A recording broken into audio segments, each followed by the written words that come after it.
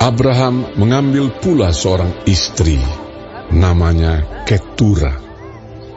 Perempuan itu melahirkan baginya Zimran, Yoksan, Medan, Midian, Isibak, dan Suah. Yoksan memperanakkan Sheba dan Dedan. Keturunan Dedan ialah orang Asyur, orang Letus, dan orang Leum.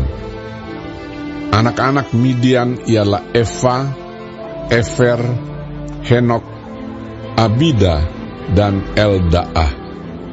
Itulah semuanya keturunan Ketura. Abraham memberikan segala harta miliknya kepada Ishak, tetapi kepada anak-anaknya yang diperolehnya dari gundik-gundiknya, ia memberikan pemberian. Kemudian ia menyuruh mereka, masih pada waktu ia hidup, meninggalkan Ishak, anaknya, dan pergi ke sebelah timur, ke tanah timur. Abraham mencapai umur 175 tahun, lalu ia meninggal. Ia mati pada waktu telah putih rambutnya, tua dan suntuk umur, maka ia dikumpulkan kepada kaum leluhurnya.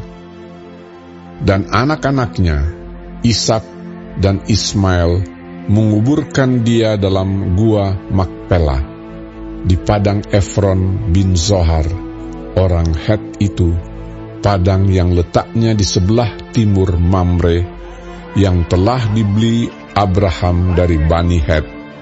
Di sanalah terkubur Abraham dan Sarah istrinya. Setelah Abraham mati, Allah memberkati Ishak, anaknya itu, dan Ishak diam dekat sumur Lahai Roi. Inilah keturunan Ismail, anak Abraham yang telah dilahirkan baginya oleh Hagar, perempuan Mesir, hamba Sarah itu. Inilah nama anak-anak Ismail, disebutkan menurut urutan lahirnya: Nebayot, anak sulung Ismail, selanjutnya Kedar, Adbeel, Mibsam, Misima, Duma, Masa, Hadad, Tema, Yetur, Nafis, dan Ketma. Itulah anak-anak Ismail, dan itulah nama-nama mereka menurut kampung mereka dan menurut perkemahan mereka, 12 orang raja, masing-masing dengan sukunya. Umur Ismail ialah 137 tahun. Sesudah itu ia meninggal. Ia mati dan dikumpulkan kepada kaum leluhurnya. Mereka itu mendiami daerah dari Havila sampai Syur, yang letaknya di sebelah timur Mesir ke arah Asyur. Mereka menetap berhadapan dengan semua saudara mereka. Inilah riwayat keturunan Ishak, anak Abraham.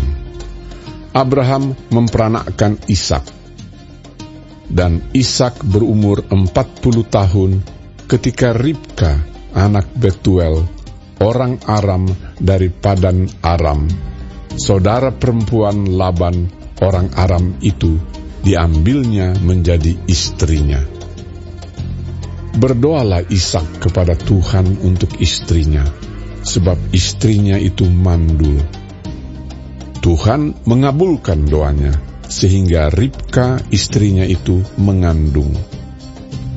Tetapi anak-anaknya bertolak-tolakan di dalam rahimnya, dan ia berkata, "Jika demikian halnya, mengapa aku hidup?"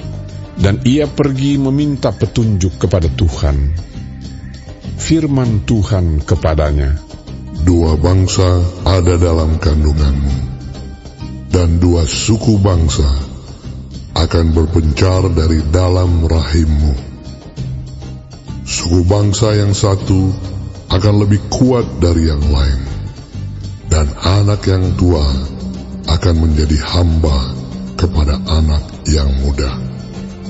Setelah genap harinya untuk bersalin, memang anak kembar yang di dalam kandungannya. Keluarlah yang pertama, warnanya merah. Seluruh tubuhnya seperti jubah berbulu. Sebab itu ia dinamai Esau. Sesudah itu keluarlah adiknya. Tangannya memegang tumit Esau. Sebab itu ia dinamai Yakub. Ishak berumur 60 tahun pada waktu mereka lahir. Lalu bertambah besarlah kedua anak itu. Esau menjadi seorang yang pandai berburu, seorang yang suka tinggal di padang. Tetapi Yakub adalah seorang yang tenang, yang suka tinggal di kemah. Ishak sayang kepada Esau, sebab ia suka makan daging buruan. Tetapi Ribka kasih kepada Yakub. Pada suatu kali, Yakub sedang memasak sesuatu, lalu datanglah Esau dengan lelah dari padang. Kata Esau kepada Yakub, "Berikanlah kiranya aku menghirup sedikit dari yang merah-merah itu, karena aku lelah." Itulah sebabnya namanya disebutkan Edom. Tetapi kata Yakub, "Jualah dahulu kepadaku hak kesulunganmu." Sahut Esau, "Sebentar lagi aku akan mati. Apakah gunanya bagiku hak kesulungan itu?" Kata Yakub, "Bersumpahlah dahulu kepadaku."